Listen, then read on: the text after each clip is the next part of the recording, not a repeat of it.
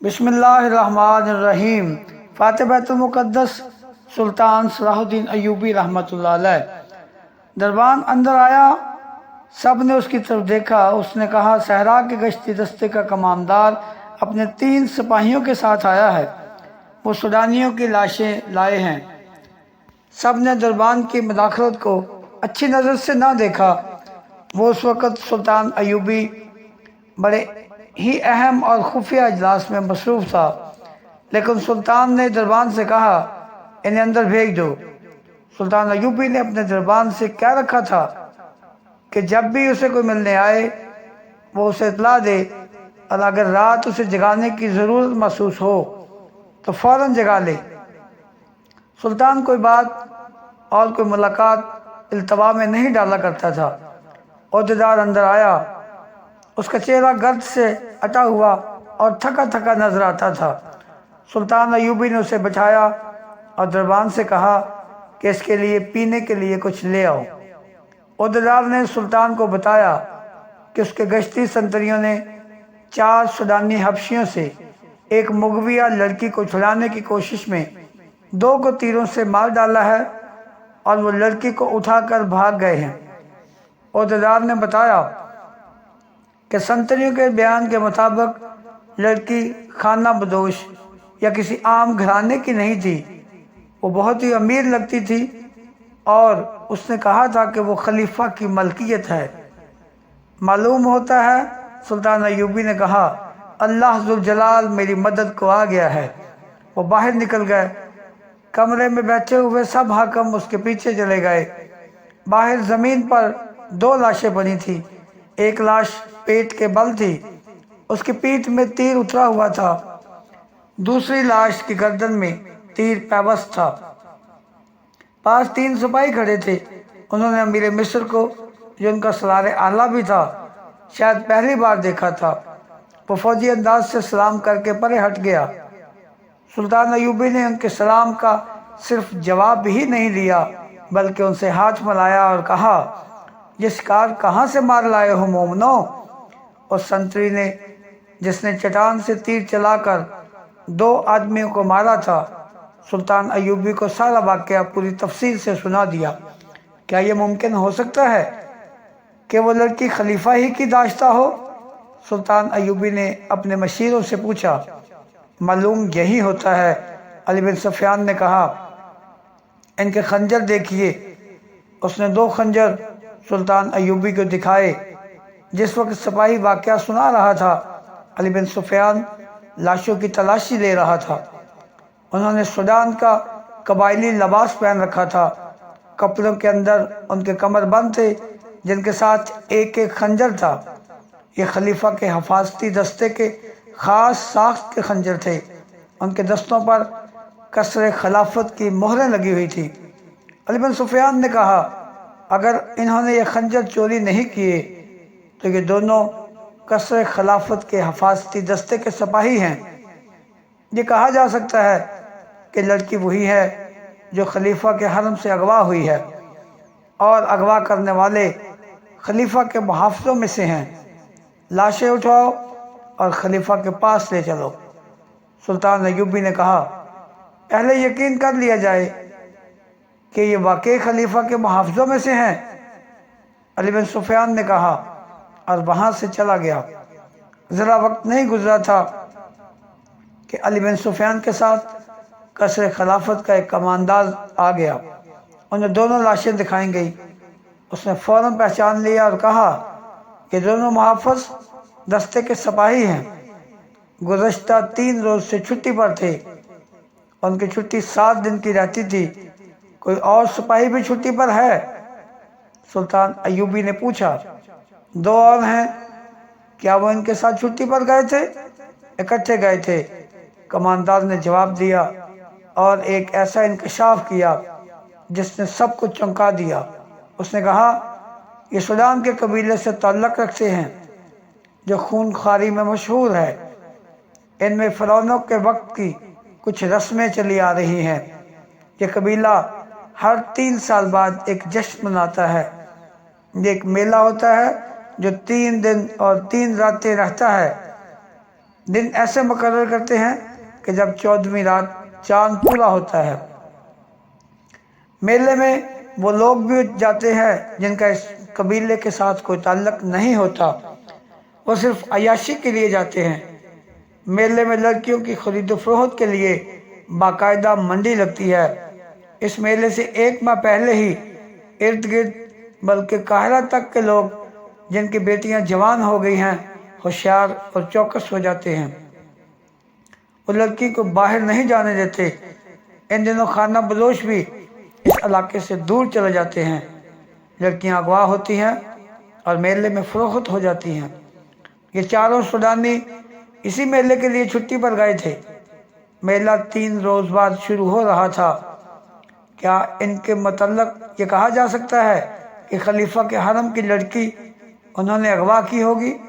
अली बिन सुफियान ने पूछा। मैं यकीन से नहीं कह सकता। कमानदार ने यह कह सकता हूँ कि इन दोनों में से इस कबीले के लोग जान का खतरा मोल लेकर भी लड़कियां अगवा करने की कोशिश करते हैं, और ये खूनख्वार इतने हैं कि अगर किसी लड़की के वारिस मेले में चले जाएं और अपनी लड़की लेने की कोशिश करें तो उन्हें कत्ल कर दिया जाता है। लड़कियों के गाहकों में मिस्र के अमीर, वजीर और हाकिम भी होते हैं। मेले में ऐसे कुबाखाने भी खुल जाते हैं जहाँ जुआ, शराब और औरत के शदाई दौलत लुटाते हैं। इस जश्न की आखिरी रात बड़ी पुरस्कार होती है। किसी खुफिया जगह एक नौजवान और गैर मामूली तौर पर हसीन लड़की को कुर्बान किया जाता है। ये किसी को भी मालूम नहीं कि लड़की को कहाँ और किस तरह कुर्बान किया जाता है। ये काम उनका एक मजहबी पेशवा, जिसे हबशी खुदा भी कहते हैं, करता है। उसके साथ बहुत थोड़े से ख़ास आदमी और 4-5 लड़कियां होती हैं।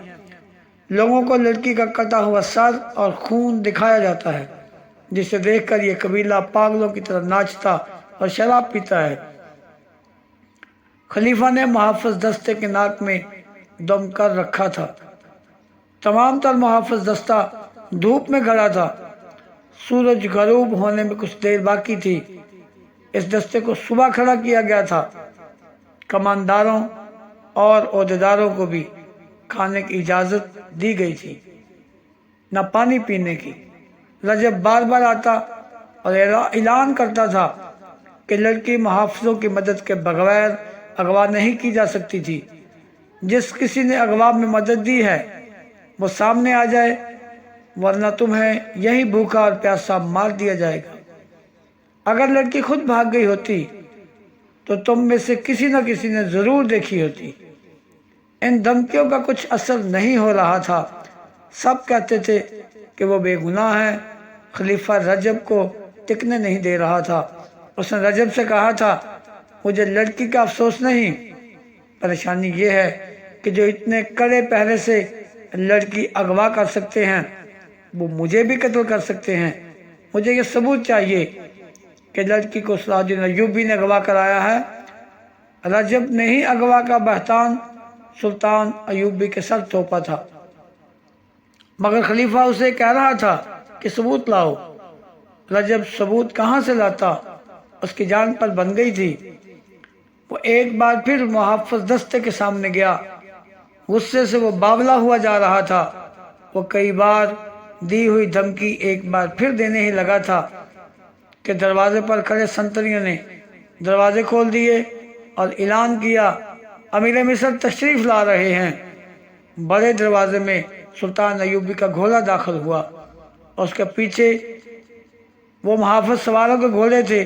8 सवार पीछे थे, एक दाएं और बाएं था। उनके पीछे सुल्तान अय्यूबी के हाकिम और मुशीर थे। इनमें अली बिन सुफियान भी था। रजब ने खुफिया को खलीफा को इत्तला भेज दी कि सलाहुद्दीन अय्यूबी आया है। सब ने देखा कि सुल्तान अय्यूबी के इस जुलूस के पीछे 4 पहियों वाली एक गाड़ी थी, जिसके आगे 2 घोड़े जुटे हुए थे। गाड़ी पर 2 लाशें पड़ी थी, एक सीधी और दूसरी उल्टी। तीर अभी तक लाशों में उतरे हुए थे। इन लाशों के साथ वो 3 शतर सवार थे जिन्होंने इन हबशियों को मारा था। खलीफा बाहर आ गया। सुल्तान अयूबी और उसके तमाम सवार घोड़ों से उतरे। सुल्तान अयूबी ने उसी एहतराम से खलीफा को सलाम किया जिस एहतराम का वो हकदार था। झुक कर उससे मसाफा किया और हाथ चूमा। मुझे आपका पैगाम मिल गया था कि मैं आपके हरम की लड़की वापस कर दूं। सुल्तान अयूबी ने कहा, मैं आपके 2 मुहाफिजों की लाशें लाया हूँ।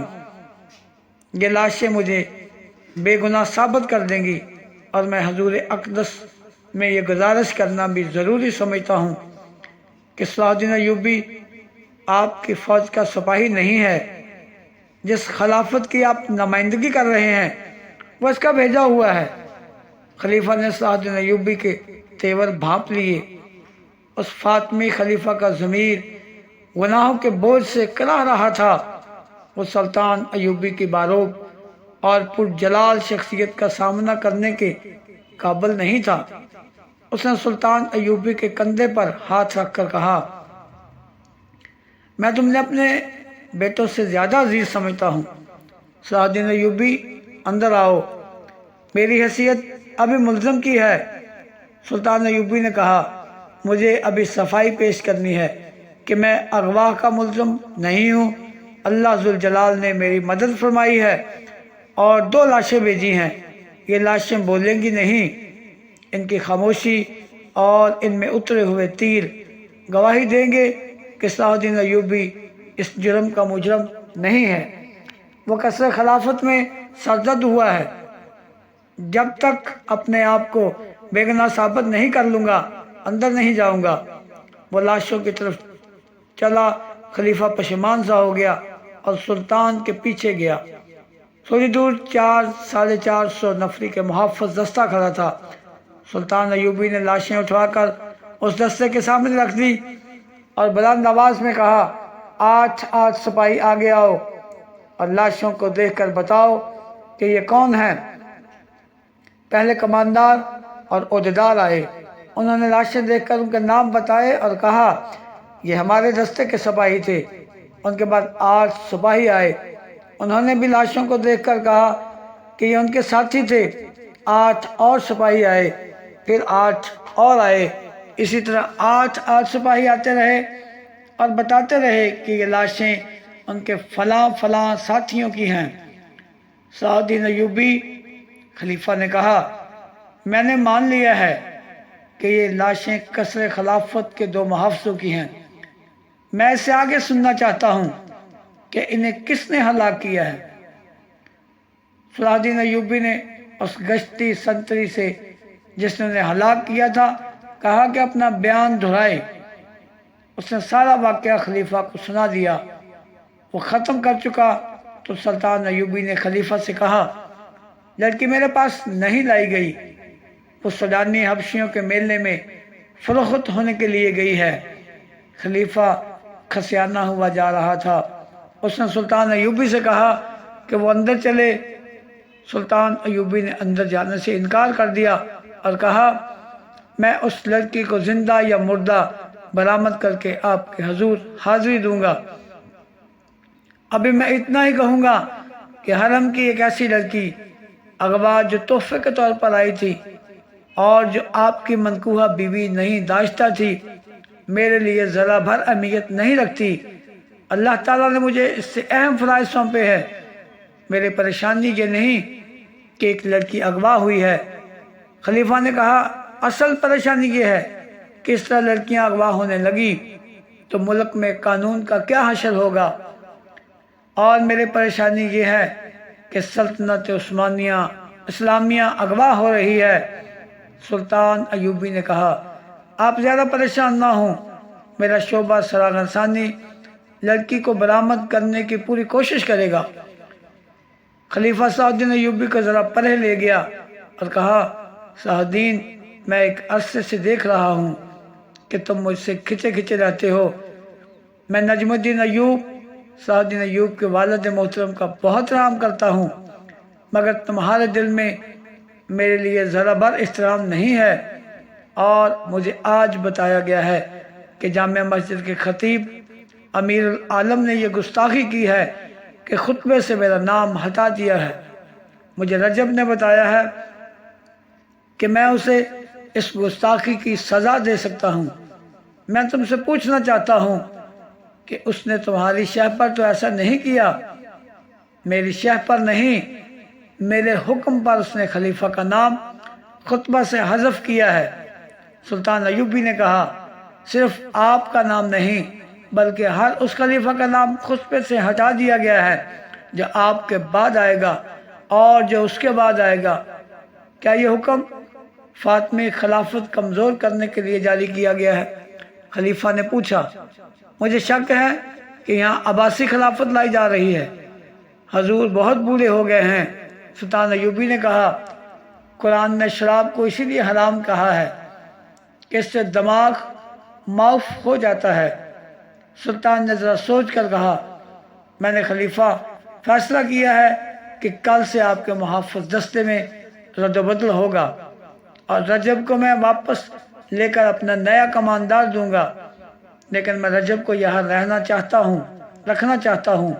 خلیفہ نے کہا، میں حضور سے درخواست کرتا ہوں کہ فوجی معاملات میں دخل دینے کی کوشش نہ کریں۔